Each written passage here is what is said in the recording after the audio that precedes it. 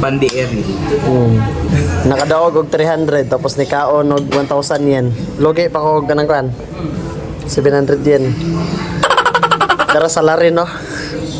Ano man na? Nung incheck, ginan siya 500, lugaw-lugaw. Pinoy, ginan siya 500, gasto 1,000. Ganina nag-sightseeing naman among target no, mag-sightseeing o mag-sakura. Ka na atur na sa kao naman ning giadto na mo diri man. Lamiyar ba na say karami chicken, potato, and then corn, and then shrimp na maliliit, and then hamburger. So hindi na rin siya lugi tapos drink bar na siya. Kain. Hello mga Lodi Cakes ko na andito sa Japan. For today's video is kakain na naman tayo.